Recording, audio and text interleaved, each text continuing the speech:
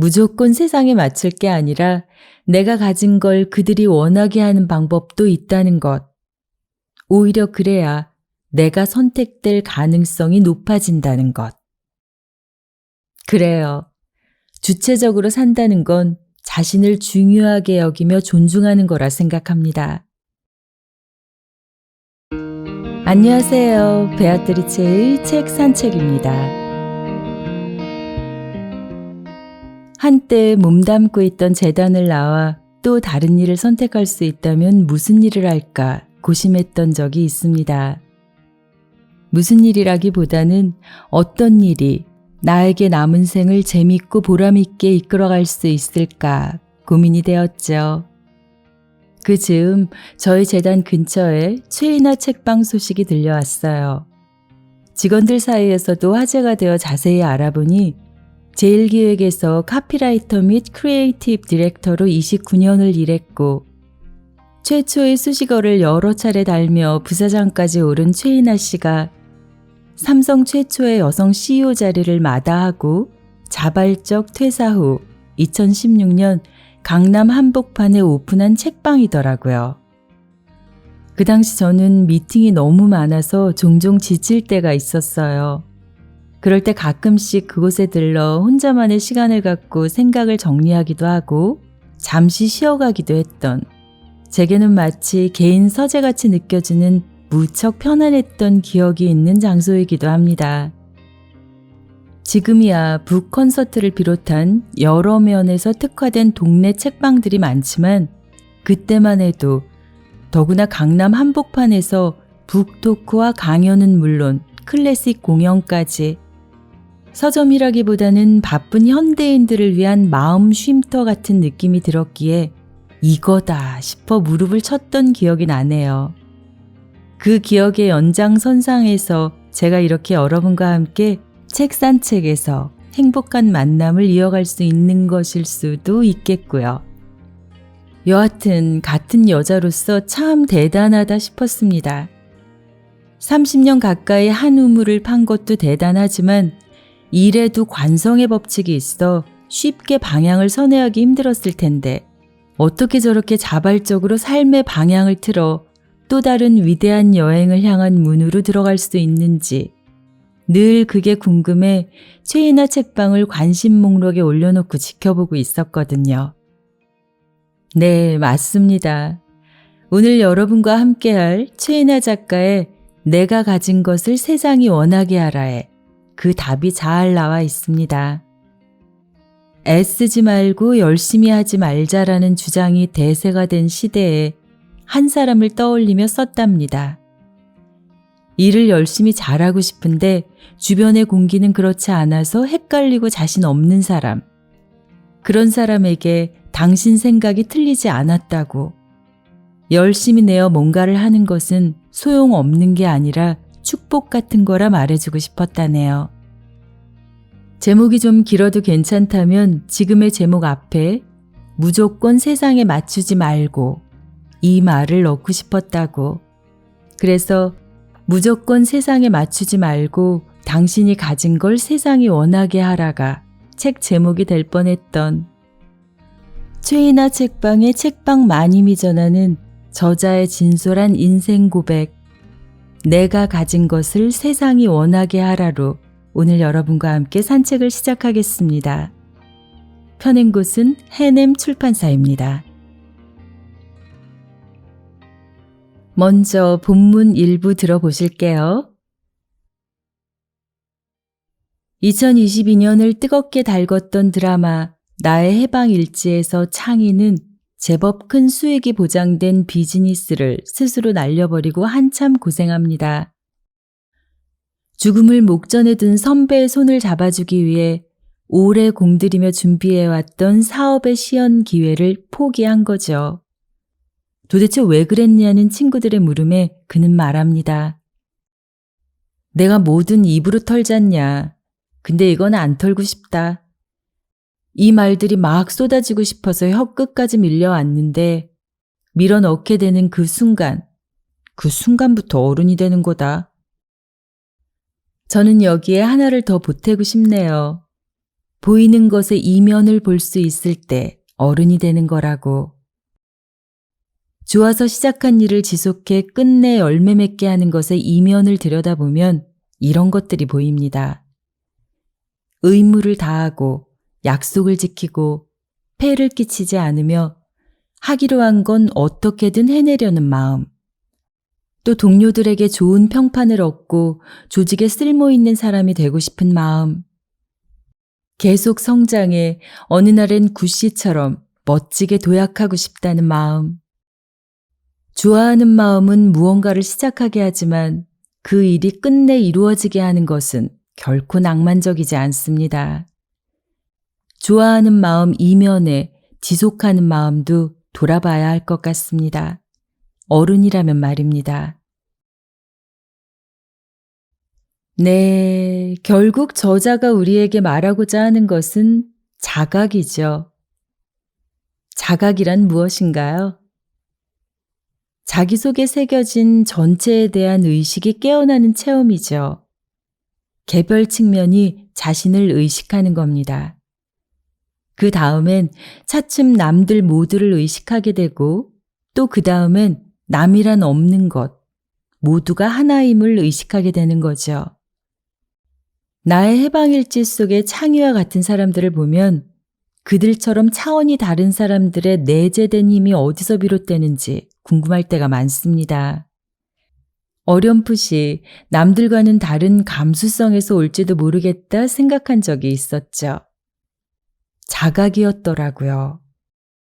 부분을 부분으로 보고 그냥 퉁 치는 눈 말고 부분을 통해 전체를 보고 기꺼이 눈물을 흘릴 줄 아는 눈을 가진 이들이 내가 사는 차원에서 다른 차원으로 나를 끌어당기죠. 그들이 우리가 사는 세상을 더 낫게 만드는 겁니다. 저자가 말한 어른이라면 자각을 통해 책임을 몸에 익힌 사람들이죠. 그리고 이를 인내로 이어가는 사람들입니다. 그들은 아는 거죠. 끝까지 가봐야 알 수 있는 것들이 있다는 것을. 단지 49%에서 51%로의 변화만으로도 총을 든 상대를 협상 테이블로 끌어낼 수 있다는 것. 그러기에 작은 변화들을 만들어내려고 끝까지 노력함으로써 커다란 차이를 끌어낼 수 있다는 것을 아는 겁니다. 저자의 말대로 오래도록 퍼포먼스를 내며 자기 분야에서 괜찮은 브랜드가 된다는 건 산전수전 다 겪는다는 뜻입니다. 세상이 우리에게 보내는 도전이나 고비에 어떻게 반응하는가, 어떤 태도를 갖는가에 따라 그 이후의 길이 확 갈리죠. 맞아요. 어떤 일을 할 때 너무나 좋아한 나머지 신들린 듯 하는 건 물론 멋져 보입니다. 하지만 어른에게 있어 어떤 일을 오래도록 하는 동력은 때때로 해야 한다는 마음이고 책임감입니다. 간혹 이런 질문을 받기도 합니다. 지름길이 나쁘냐고요. 이에 저자는 이렇게 답합니다. 수고를 들이지 않고 얻어지는 것은 함량이 떨어지기 마련이라고. 마치 덜 우려낸 곰탕이 국물이 진하지 않고 맛이 떨어지는 것처럼 말이죠. 그렇습니다. 지름길엔 덫이 있어서 실력이, 공력이 잘 쌓이지 않아요. 그러니 저자가 강조한 대로 just do it, 바로 그것, 해야 할 바를 하시자고요. 그것이야말로 우리가 참된 어른으로 갈 수 있는 변치 않는 비결일 테니까요. 본문 조금 더 들어보실게요. 저는 저희 업계의 파워 브랜드, 배우로 말하자면 김 회장님 같은 존재가 되고 싶었습니다. 오래전에 전원일기부터 엄마가 뿔났다, 눈이 부시게, 그리고 최근에 우리들의 블루스까지 각 캐릭터를 완벽하게 살려내는 배우잖아요. 제가 만약 배우라면 이런 배우가 되고 싶어 오래전부터 저의 북극성으로 삼았습니다. 그런데 너무 힘들더군요. 한 번 잘하기도 어려운데 어떻게 매번 잘할 수 있겠어요. 김혜자라는 산이 너무 높아서 그만 포기할까도 싶었습니다. 그러다 혹시 다른 길은 없나 옆을 봤습니다. 그랬더니 한 분이 눈에 들어왔고 저는 다시 희망을 채웠습니다. 윤여정 배우였어요. 미나리와 파친코, 또 아카데미 여우조연상 수상으로 세계적인 배우가 되셨지만 제가 이분에게서 새로운 길을 본 것은 지금부터 20년 전쯤의 이야기입니다. 당시 윤여정님은 비록 최고로 꼽히는 배우는 아니었지만 명백히 대체 불가한 배우였습니다. 나이든 여배우들 거의가 엄마 역할만을 했을 때에도 이분은 달랐어요. 나이 들었지만 세련되고 쿨하며 성격이 확실한 인물의 역할을 계속 맡으면서 자신의 강점을 뚜렷이 각인시켰죠. 중년의 여배우 중 이런 캐릭터를 가진 분은 달리 없었습니다. 그러니 그런 역할에 있어서 윤여정이 아닌 그 대안이 될 만한 배우가 존재하지 않았던 겁니다. 그녀를 보면서 저는 이런 거구나 했습니다. 파워 브랜드라는 것이 꼭 업계 최고나 1등이라야 하는 게 아님을 깨달았습니다. 윤여정 배우를 폄훼하려는 게 아닙니다. 오히려 자기 세계가 확실하고 컨셉이 명확한 그 누구도 대체할 수 없는 배우라는 걸 말씀드리는 거예요. 컨셉은 결국 자신의 고유한 개성으로부터 시작되는 겁니다. 자신에게 무엇이 있고 어떤 강점이 있는지 깊이 살펴야 할 이유가 확실하죠? 네, 삶은 어떤 사람이 되기 위한 것이 아니죠. 삶은 자신에게서 최고의 모습을 찾아내어 이를 즐기는 겁니다. 마음에서 우러나와 사는 삶이 다른 사람의 삶까지 제대로 감동시킬 수 있습니다. 그때 삶의 충만함이 이루어지고 기쁨에 넘치게 되는 거죠.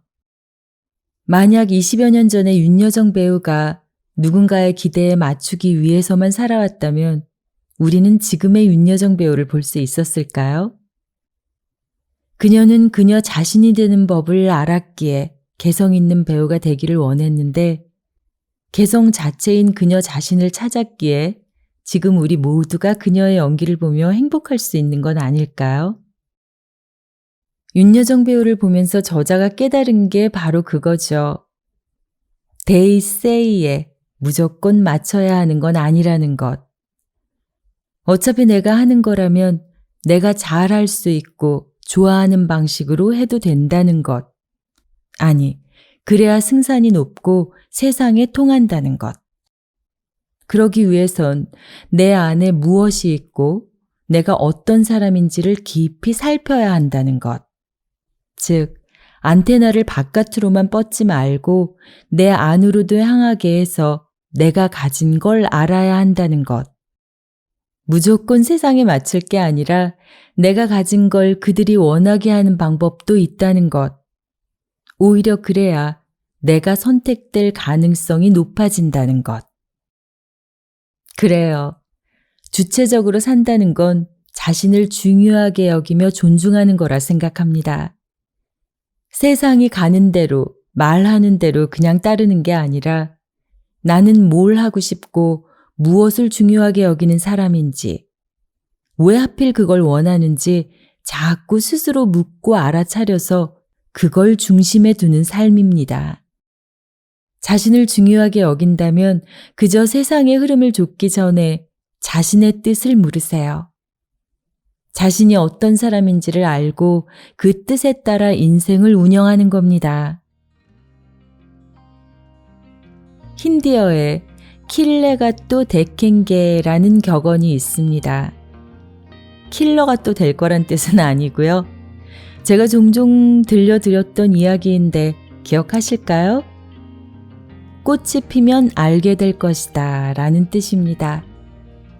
지금은 나의 미래를 장담할 수 없고 설명할 길이 없어도 언젠가 내가 꽃을 피우면 사람들이 그것을 보게 될 것이라는 의미입니다. 자신의 현재 모습에 대해, 자신이 통과하는 계절에 대해 굳이 타인에게 설명할 필요는 없습니다. 타인이 아니라 자신에게 증명하면 됩니다.